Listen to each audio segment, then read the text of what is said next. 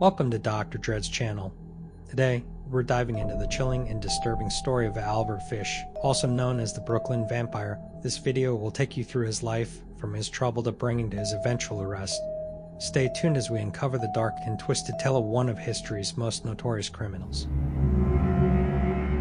Albert Fish was born on May 19, 1870, in Washington, D.C. His birth name was Hamilton Howard Fish, but he later adopted the name Albert after a deceased sibling.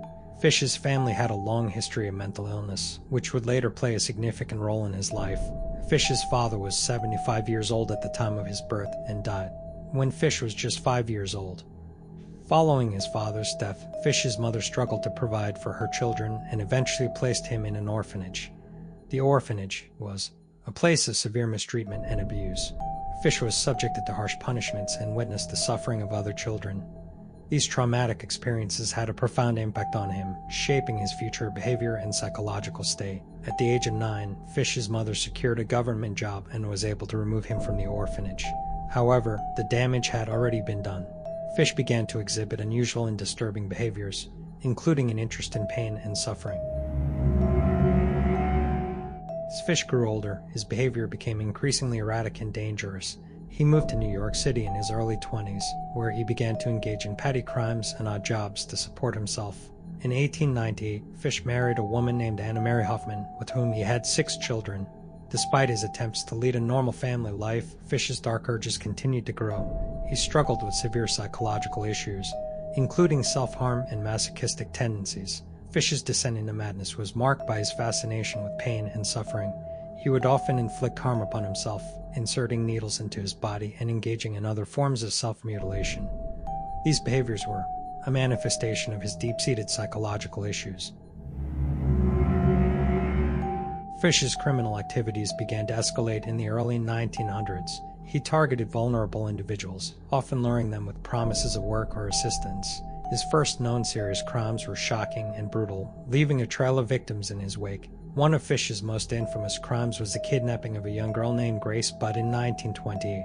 Fish had initially intended to hire Grace's older brother for a job, but upon meeting the family, he became fixated on Grace. He convinced her parents to let her accompany him to his post-birthday party, but she was never seen again. Fish sent a letter to Grace Budd's family detailing the horrific events that transpired. This letter provided crucial evidence that eventually led to his capture. Fish's letters were filled with graphic descriptions of his actions, revealing the depths of his depravity. Here is how he ended his letter. First, I stripped her naked. How she did kick, bite, and scratch. I choked her to death, then cut her in small pieces so I could take my meat to my rooms, cook, and eat it. How sweet and tender her little ass was roasted in the oven. It took me 9 days to eat her entire body. I did not fuck her, though. I could have had I wished. She died. The police investigation into Fish's crimes was extensive and complex. Detectives worked tirelessly to track him down, using the letters he sent as key pieces of evidence. The breakthrough came when the envelope used for one of the letters was traced back to a rooming house where Fish had stayed. Fish was arrested on December 13, 1934. During the search of his home, authorities found more evidence linking him to multiple crimes. Fish confessed to numerous offenses, providing detailed accounts of his actions.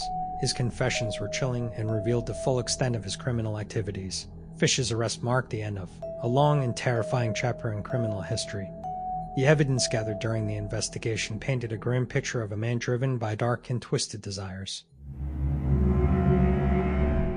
Fish's trial was highly publicized and attracted significant media attention. His defense team argued that he was insane and incapable of controlling his actions. However, the jury found him guilty of first-degree murder. Fish was convicted and sentenced to death for his crimes. The trial proceedings were a spectacle, with many shocked by the details of Fish's actions and the extent of his psychological issues.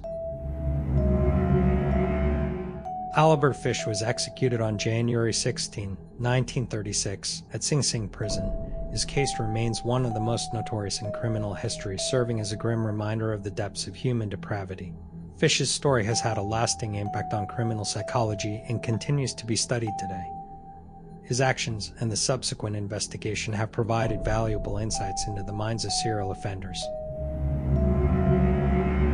Thank you for watching. If you found this video informative, please like, comment, and subscribe for more content. Let us know in the comments what other stories you'd like us to cover. Until next time, stay safe and take care.